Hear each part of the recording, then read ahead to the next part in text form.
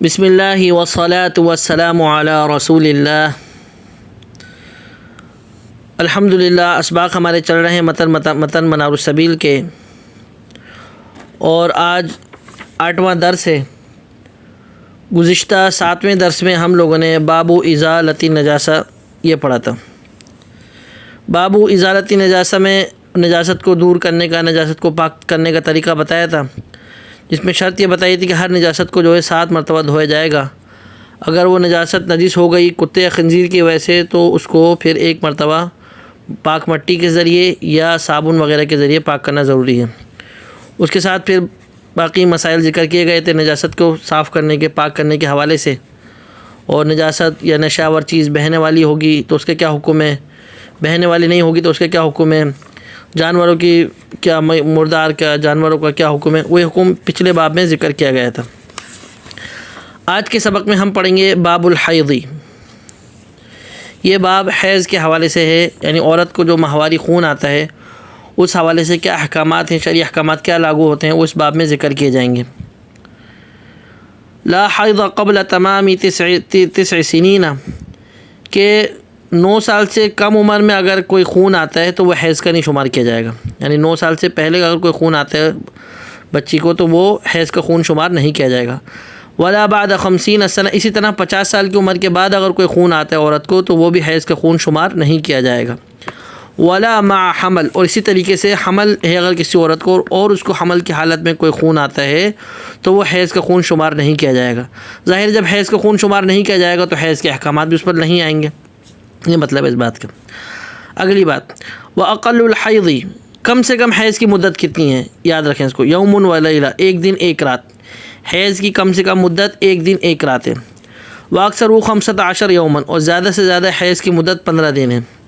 وَغَالِبُهُ 6 أو 7، لیکن زیادہ تر جو نارمل عورتوں کی حالت ہے 6-7 دن عورتوں کو خون آتا ہے۔ کم سے کم مدت 1 دن 1 رات، اس سے کم نہیں آئے گا، زیادہ سے زیادہ 15 دن، اس سے زیادہ نہیں آئے گا، لیکن غالب جو ہے عورتوں کو کتنا آتا ہے، 6 دن 7 دن آتا ہے۔ یہ جتنے بھی ایام اور دن اور یہ مدتیں بیان کر رہے ہیں نا، ان کو یاد کر لیں، امتحان میں اس طریقے سے آتا ہے۔ اگلی بات، وَأَقَلُّ الطُّهْرِ بَيْنَ الْحَيْضَتَيْنِ، کہ 2 حیضوں کے درمیان کم سے کم پاکی کی مدت کتنی ہے، 13 یوماً، 13 دن ہے۔ یعنی ایک عورت کو خون آیا تو دوسری مرتبہ جو اس کو جو دوبارہ خون آئے گا تو کم سے کم 13 دن کا فاصلہ کم از کم ہونا ضروری ہے کہ پاکی ہونے کا۔ اب پتہ چلا ابھی حیض کا خون آیا، بند ہو گیا کچھ دن بعد، پھر 10 دن بعد دوبارہ ہو گیا تو یہ حیض کا خون نہیں آئے گا 10 دن بعد جو آ رہا ہے، اس لیے کہ حیض اور دونوں حیضوں کے درمیان کم از کم 13 دن تک وہ پاکی ہونا رہتی ہے، اس سے زیادہ ہو سکتا ہے، اس سے کم نہیں۔ آگے، وغالبہ بقیۃ الشہر، لیکن غالب عورتوں کی عادت ہے کہ 2 حیضوں کے درمیان جو مدت ہوتی ہے وہ کتنی ہوتی ہے، 1 مہینے کی ہوتی ہے۔ ولا حد لاکثری، لیکن زیادہ سے زیادہ اگر کوئی فاصلہ ہو جائے اس کی کوئی مدت نہیں ہے۔ ایک عورت کو حیض آیا، اس کے بعد کوئی مدت نہیں ہے کہ دوسرا حیض کب آئے، 2 مہینے بعد بھی آ سکتا ہے، 6 مہینے بعد بھی آ سکتا ہے، سال بعد بھی آ سکتا ہے، اس کی کوئی مدت شریعت میں مقرر نہیں ہے۔ اگلا مسئلہ، وَيَحْرُمُ بِالْحَيْضِ أَشْيَاءُ، جب کسی عورت کو حیض آتا ہے تو حیض آنے کی وجہ سے کچھ چیزیں اس پر کیا ہو جاتی ہیں، حرام ہو جاتی ہیں۔ بھئی کیا چیزیں حرام ہیں، منہا، ان حرام چیزوں میں سے الوطء فی الفرج، جو اس کی شرمگاہ میں جمع کرنا، وطی کرنا، یہ کیا ہے، حرام ہے حالت حیض میں۔ والطلاق، اسی طریقے سے حالت حیض میں طلاق دینا یہ بھی کیا ہے، حرام ہے۔ والصلاۃ، اسی طریقے سے اس کا نماز پڑھنا یہ بھی حرام ہے۔ والصوم، اسی طریقے سے حالت حیض میں عورت کو روزہ رکھنا یہ بھی حرام ہے۔ والطواف، طواف کرنا بھی حرام ہے حالت حیض میں۔ وقراءۃ القرآن، قرآن پاک کی تلاوت کرنا بھی حرام ہے۔ ومس المصحف، اسی طریقے سے قرآن پاک کو چھونا حالت حیض میں یہ بھی حرام ہے۔ واللبث فی المسجد، اور اسی طریقے سے مسجد میں ٹھہرنا عورت کا حالت حیض میں یہ بھی کیا ہے، حرام ہے۔ وقد المرور فی، اور اسی طریقے سے مسجد سے گزرنا یہ بھی حرام ہے۔ کب، ان خافت تلویثہ، کہ جب یہ خوف ہو کہ مسجد سے حالت حیض میں عورت اگر گزرے گی تو مسجد کو گندہ ہونے کا خطرہ ہے، کہیں یعنی خون یا کوئی بھی گندگی مسجد کو لگنے کا خطرہ ہے، اس حالت میں جو ہے مسجد سے گزرنا بھی کیا ہے، حرام ہے۔ تو یہ حرام چیزیں ذکر کی گئی ہیں، ان کو یاد کر لیں کہ حالت حیض میں کون کون سی چیزیں عورت پر جو ہے حرام ہیں۔ آگے، وَيُوجِبُ الغسل، اور حیض کی وجہ سے کچھ چیزیں عورت پر واجب ہو جاتی ہیں، وہ کرنا عورت کے لیے لازمی ہو جاتا ہے۔ الغسل، کہ عورت کو حیض آ جائے تو غسل کرنا اس بعد میں اس کے لیے کیا ہو جاتا ہے، واجب ہو جاتا ہے، لازم ہو جاتا ہے۔ والبلوغ، اور اسی طریقے سے اس کی بلاغت بھی لازم ہو جاتی ہے، کہ کوئی عورت بالغ نہیں ہے لیکن حیض آ گیا تو اس کا مطلب ہے وہ کیا ہوئی، بالغ ہو گئی۔ والکفارۃ بالوطی فیہ ولو مکرہن، اور کفارہ بھی لازم ہو جاتا ہے حالت حیض میں، اگر عورت کے ساتھ وطی کی گئی ہے تو کفارہ دینا لازم ہو جاتا ہے۔ ولو مکرہن، اگرچہ عورت سے زبردستی جمع کیا گیا ہے، اگرچہ بیوی راضی نہیں تھی لیکن زبردستی شوہر صاحب نے جو ہے جمع کیا ہے یا زبردستی جمع کیا گیا ہے، اس حالت میں بھی کفارہ لازم ہوگا۔ او ناسین، یا جمع کیا گیا بھول کی وجہ سے، پتہ ہی نہیں تھا کہ حیض ہے یا نہیں۔ او جاہلاً حیض، یا حیض کا پتہ نہیں تھا حیض ہے یا نہیں، یا مسئلے کا پتہ نہیں تھا، اس وجہ سے بھی جو ہے کیا کیا گیا ہے، جمع کیا گیا۔ والتحریم، یا پتہ تھا حرام ہے پھر بھی جمع کیا گیا تو پھر بھی جو ہے نا کیا ہے، کفارہ لازم ہے۔ اب کفارہ کتنا ہے؟ وہی دینار، یہ 1 دینار ہے۔ او نصفہ علی التخیر، یا نصف دینار علی التخیر، اپنے اختیار پر ہے کہ 1 دے دو یا آدھا دے دو، لیکن کفارہ دینا واجب ہے۔ آگلی بات، وکذا ہی ان طاوعت، کے پیچھے بولا تھا نہیں کہ عورت سے جمع کیا گیا ہو، ولو مکرہن، اگرچہ عورت کیا گیا زبردستی کیا گیا ہو۔ اگلی بات، وکذا ہی ان طاوعت، کہ عورت سے حالت حیض میں جمع کیا گیا اور عورت بھی راضی تھی، وہ بیوی شریف بھی جو ہے کیا ہے، راضی تھیں کہ ہاں بھائی جمع ہو جائے، تو پھر بھی جو ہے کفارہ دینا واجب ہے۔ اگلی بات، ولا یباح بعد انقطاعہ وقبل غسلها او تیممها غیر الصوم، کہ یہ جو چیزیں ذکر کی گئی نا کہ حالت حیض میں عورت سے یہ چیزیں حرام ہیں، ان کا جائز نہیں ہوگا کہ خون بند ہونے کے بعد فوراً جائز نہیں ہو جائیں گی غسل کرنے سے پہلے یا تیمم کرنے سے پہلے۔ غیر الصوم، ہاں روزہ جائز ہو جائے گا کہ عورت کا حیض بند ہوا، اب اس نے غسل نہیں کیا، تیمم نہیں کیا، لیکن روزہ رکھ سکتی ہے۔ والطلاق، ہاں اسی طریقے سے طلاق اس کی نہیں جائز ہو جائے گی کہ اس کا خون بند ہو گیا لیکن ابھی غسل نہیں کیا یا تیمم نہیں کیا، اور طلاق دینا جائز ہو جائے گی۔ اسی طریقے سے واللبس بوضوء فی المسجد، اسی طریقے سے مسجد میں وضو کے ذریعے ٹھہرنے بھی اب اس کے لیے جائز ہو جائے گا جو کہ حرام تھا، یعنی طلاق حیض کی وجہ سے جو احکام اس پر حرام تھے وہ حیض کے بند ہونے کے بعد بھی حرام نہیں گئے، لیکن ان 3 کام سے کہ غسل کرنے سے پہلے بھی یہ 3 کام یعنی روزہ، طلاق اور مسجد میں ٹھہرنا، یہ جو ہے اس کے لیے جائز ہو جائے گا، غسل کرنے سے پہلے اجازت ہوگی۔ وانقطاع الدم، اور خون کا رکنا کیسے پتہ چلے گا کہ عورت کا خون رک جاتا ہے، کیسے معلوم ہوگا؟ بأن لا تتغیر قطنة احتشت بها فی زمن الحیض، کہ ایام حیض میں عورت جو اپنا کپڑا لگاتی ہے نا، وہ ظاہر اس کا خون اس پہ لگتا رہتا ہے، تو جب اس کپڑے پہ خون لگنا بند ہو جائے، وہ کپڑا صاف ستھرا یعنی رہنے لگے، تو اس کا مطلب ہے اس کا خون کیا ہو گیا، رک گیا ہے۔ یہ جو ہے علامت ہے انقطاع دم یعنی خون کے رکنے کی۔ وتقضی الحائض، آخری مسئلہ اس کا کہ عورت کیا، وتقضی الحائض والنفساء الصوم لا صلاۃ، کہ حائضہ عورت اور نفساء یعنی جس کو ولادت کے بعد، بچے کی ولادت کے بعد خون آتا ہے، یا حائضہ عورت، یہ قضا کرے گی روزے کا، لیکن لا قضا نہیں کرے گی الصلاۃ، نماز کی قضا نہیں کرے گی، لیکن جو روزے حالت حیض میں رہ جائیں گے یا حالت نفاس میں رہ جائیں گے اس کی کیا کرے گی، قضا کرے گی۔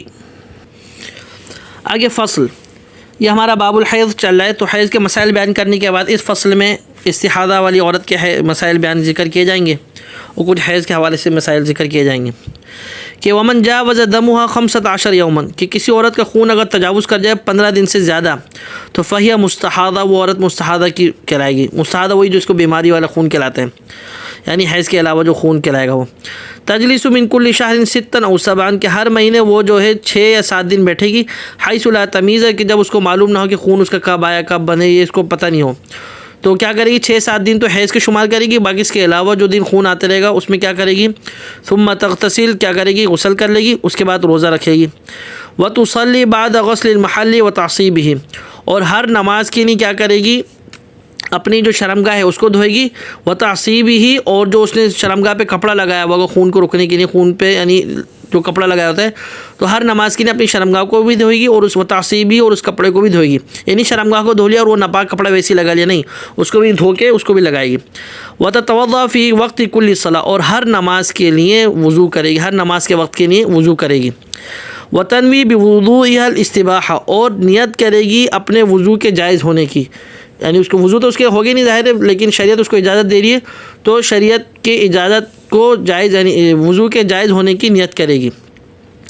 وَكَذَا يَفْعَلُ كُلُّ مَنْ حَدَثَهُ دائم، اسی طریقے سے ہر وہ شخص کہ جس کو ایسا حدث لاحق ہے جو مستقل رہتا ہے، نکسیر بہ رہی ہے مستقل، یا ہوا خارج ہوتی ہے، یا قطرے جاری رہتے ہیں، کوئی بھی ایسا حدث ہے کہ جو مستقل جاری رہتا ہے، اب ظاہر ہے وہ ہر نماز کے لیے وضو کرے گا، تو وہ بھی یہی نیت کرے گا کہ وضو کو جائز ہونے کی نیت کرے گا، وہی یہ مطلب ہے اس کا۔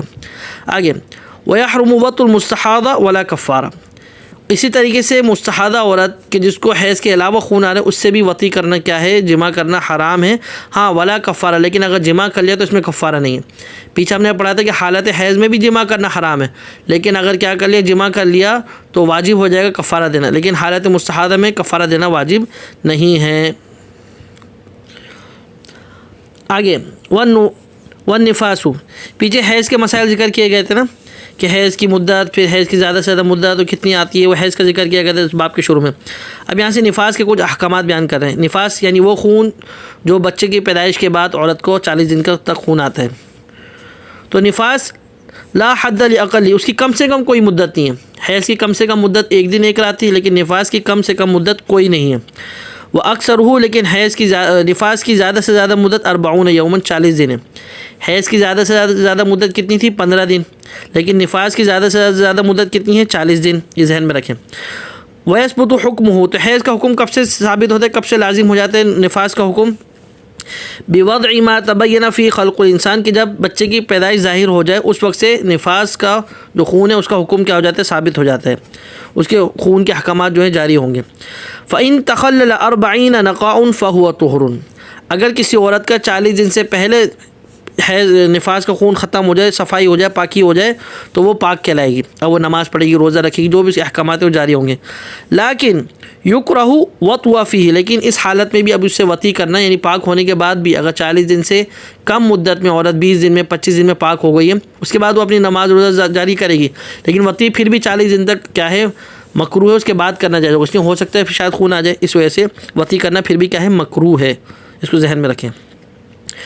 ومن وضعت ولدین فاکثر فاول مدت نفاسی من الاول، اگر کسی عورت کے 2 یا 2 سے زیادہ بچے پیدا ہوئے، ایک ابھی ہوا، دوسرا جو ہے نا 4 دن بعد ہوا، تیسرا جو ہے 6 دن بعد ہوا، لائن لگی ہوئی ہے.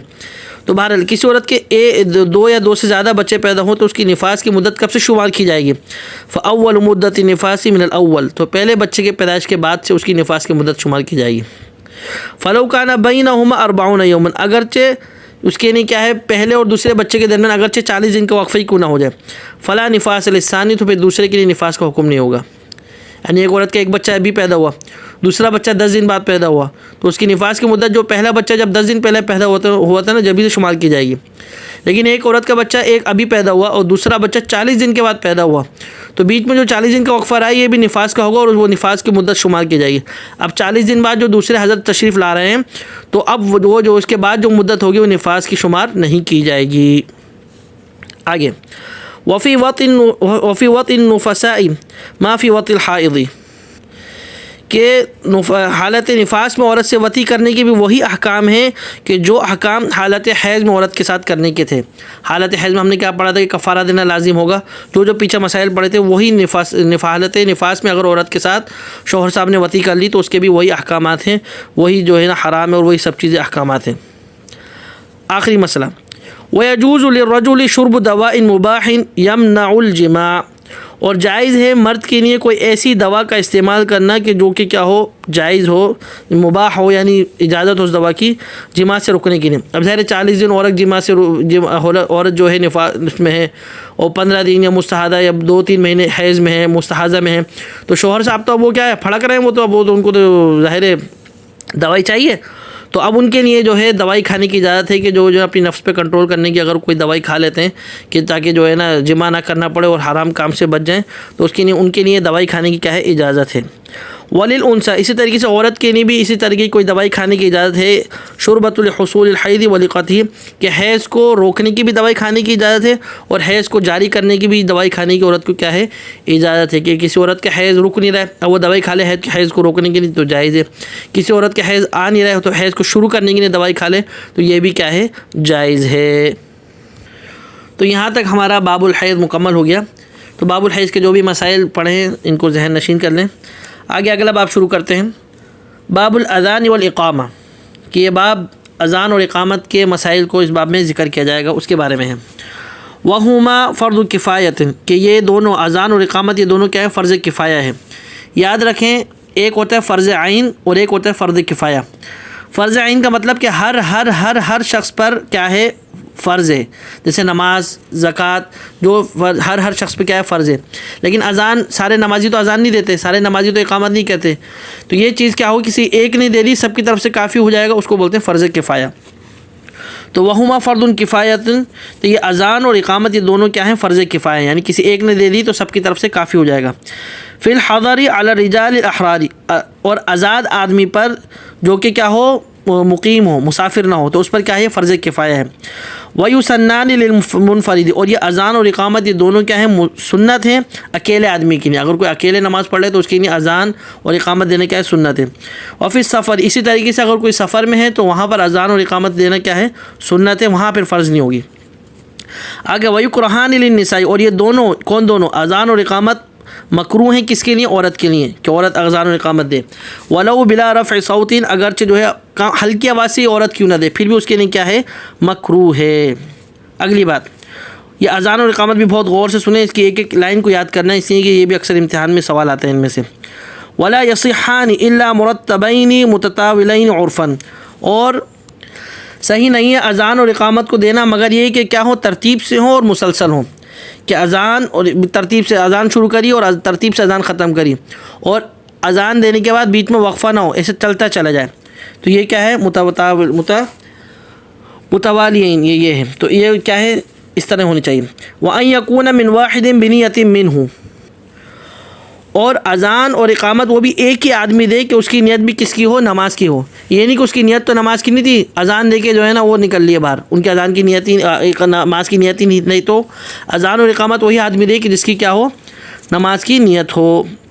آگے وشرط, اب یہ شرائط ہے شرط ہے کس کے لیے اذان اور اقامت کے لیے. کیا شرط ہے کہ کون ہو مسلمن, کہ اذان اور اقامت دینے والا کیا ہو مسلمان ہو, ذکرن کیا ہو مذکر ہو مرد ہو, عاقلاً عقل والا ہو, ممیزاً تمیزدار ہو, ناطقاً بولنے والا بھی ہو, پتہ چلا وہ بول ہی نہیں سکتا وہ گونگا ہو, تو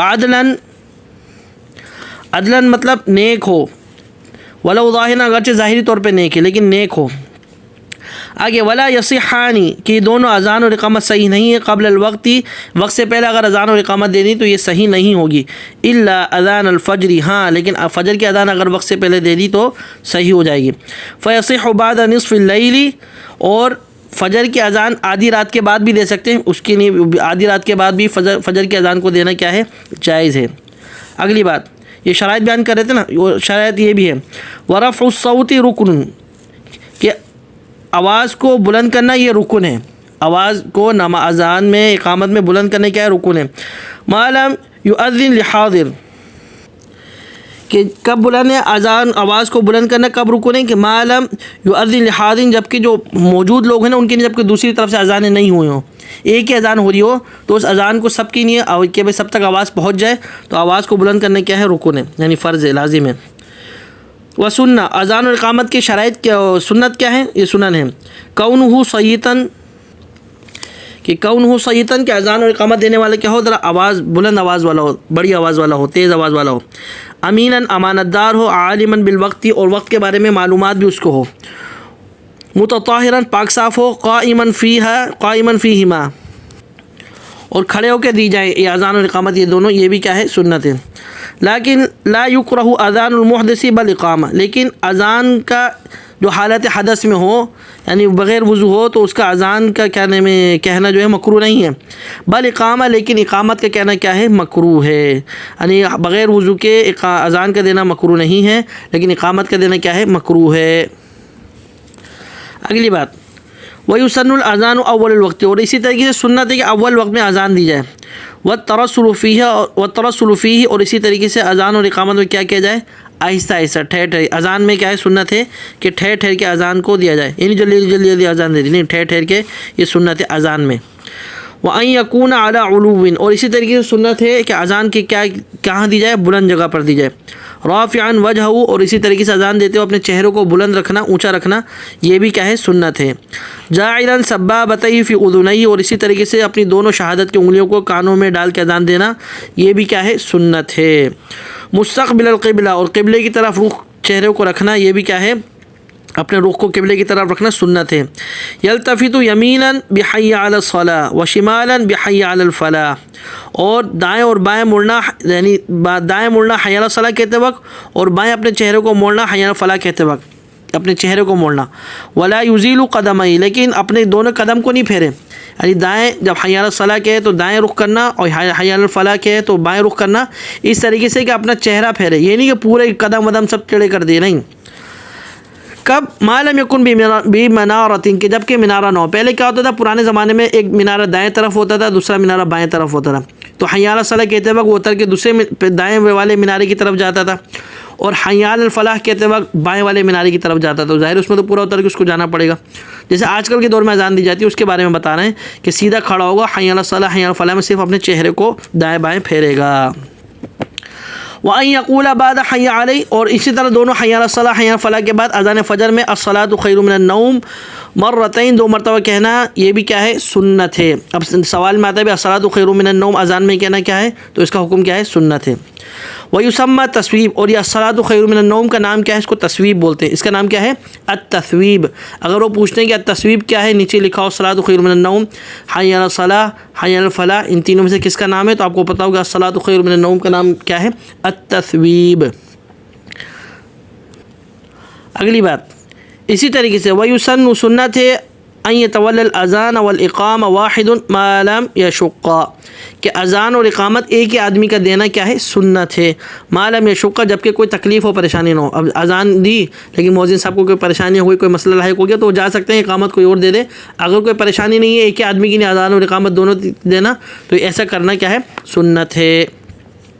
वमन जमा औ क़ज़ा फ़ाइतिन, अगर कोई नमाज़ों को जमा कर रहा है, यानी 2 नमाज़ें एक साथ जमा कर रहा है, औ क़ज़ा फ़ाइतिन, या बहुत सारी नमाज़ों की क्या कर रहा है, क़ज़ा कर रहा है, 5-6 नमाज़ें उस पर क़ज़ा थी, फ़जर ज़ुहर असर मग़रिब इशा, उन सारों को एक साथ क़ज़ा कर रहा है, तो अब क्या करेगा, अज़्ज़न लिल ऊला, तो पहली नमाज़ की नहीं तो अज़ान देगा, व अक़ाम लिल कुल्ली, उसके बाद हर नमाज़ की नहीं क्या करेगा, खाली इक़ामत देगा।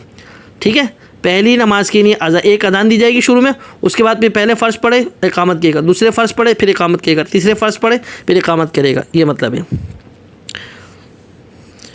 अगली बात वसुन्ना लिमन यस्मउल मुअज़्ज़िना, और इसी तरीके से सुन्नत है उसके लिए कि जो मौज़िन की आवाज़ को सुने, उसके लिए क्या सुन्नत है, अविल मुक़ीमा अन यक़ूल मिस्लहू, या मुक़ीम को सुने या मौज़िन को सुने, किसी को भी सुने, तो उसके लिए क्या है, सुन्नत है अन यक़ूल मिस्लहू, कि उसी की मिसल अज़ान में बोले जैसे वो बोल रहा है, यानी वो अल्लाहु अकबर बोल रहा है तो ये भी अल्लाहु अकबर, व अशहदु अल्ला इलाहा इल्लल्लाह बोला तो ये भी उसी की मिसाल बोले। इल्ला, लेकिन फ़िल हय्य अला, लेकिन हय्य अला सलाह हय्य अल फलाह में उसकी जवाब में क्या बोलेगा, ला हौला वला कुव्वता इल्ला बिल्लाह बोलेगा। व फिर तस्वीब, और तस्वीब में उसके जवाब में क्या बोलेगा, हमने पढ़ा ना तस्वीब किसको बोलते हैं, अस्सलातु खैरुम मिनन नौम को क्या बोलते हैं, तस्वीब। तो तस्वीब के जवाब में क्या बोलेगा, जैसे जब मौज़िन साहब बोलेंगे अस्सलातु खैरुम मिनन नौम, तो जवाब देने वाला जवाब देगा सदक़ता व बररता, ये जवाब जहन में रखें और इसको भी अपने अमल में लाएँ। व फ़ी लफ्ज़िल इक़ामती, और इसी तरीके से इक़ामत में जो क़द क़ामत सलाह बोला जाता है ना, तो उसके जवाब में क्या बोला जाएगा, अक़ामहल्लाहु व अदामहा, ये उसके जवाब में बोला जाएगा। सुम्मा युसल्ली अला नबी सल्लल्लाहु अलैहि वसल्लम इज़ा फ़रग़ा, और जब अज़ान से फ़ारिग़ हो जाएगा तो फिर क्या करेगा, आप सल्लल्लाहु अलैहि वसल्लम पर दुरूद शरीफ पढ़ेगा, फिर उसके बाद दुरूद शरीफ पढ़ने के बाद ये दुआ पढ़ेगा, व यक़ूल, ये दुआ कहेगा, अल्लाहुम्मा रब्ब हाज़िहि दावति ताम्मा वस्सलातिल क़ाइमा आति मुहम्मदनिल वसीलता वल फ़ज़ीला वबअथहु मक़ामम महमूदनिल लज़ी वअदतह थुम्मा यदऊ हुना, यानी ये दुआ पढ़ने के बाद फिर वहीं पर खड़े होकर दुआ करेगा। ये करना सब चीज़ें क्या हैं, सुन्नत हैं। व इंदल इक़ामा, और इसी तरीके से इक़ामत के वक्त भी। ठीक है, आज के सबक का आखिरी मसला, वयहरुमु बअदल अज़ानिल खुरूज मिनल मस्जिद बिला उज़्रिन औ निय्यति रुजू, ये मसला क्या है, हराम है अज़ान के बाद मस्जिद से निकलना बग़ैर उज़्र के, और नियत रुजू, या लौटने की नियत ना हो फिर भी क्या है, हराम है। यानी एक शख्स ने अज़ान दी, अज़ान दे के ये जाओ वो जाओ, बाज़ारों में गए, होटल में गए, बस इधर गए उधर गए, नहीं, अज़ान दे के मस्जिद से निकलना नहीं है। लेकिन अगर कोई उज़्र हो, वज़ू करना है, हमाम जाना है, या कोई मसला है, कोई भी उज़्र हो तो उसमें निकल सकते हैं। एक उज़्र की वजह से भी निकल सकते हैं, और वापस आने की नियत हो तो उस वजह से भी निकल सकते हैं। इसके अलावा अगर वैसे अज़ान दी और निकल गए चले गए तो ऐसा करना क्या है, हराम है। आज के सबक को यहीं इक्तिफ़ा करते हैं। तो आज के सबक में हमने दो बाब पढ़े।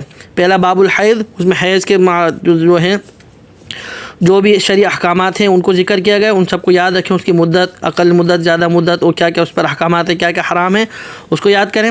اس کے بعد پھر ہم نے دوسرا باب الاذان والاقامہ، اذان اور اقامت کے بارے میں پڑھا، اس کو بھی ذہن نشین کر لیں، ہر چیز کو سمجھ لیں، امتحان کی کوشش کریں۔ اللہ پاک آپ سب کی مدد فرمائے، اللہ پاک ہم سب کا حامی و ناصر ہو۔ دعاؤں میں یاد رکھیے گا۔ السلام علیکم ورحمۃ اللہ وبرکاتہ۔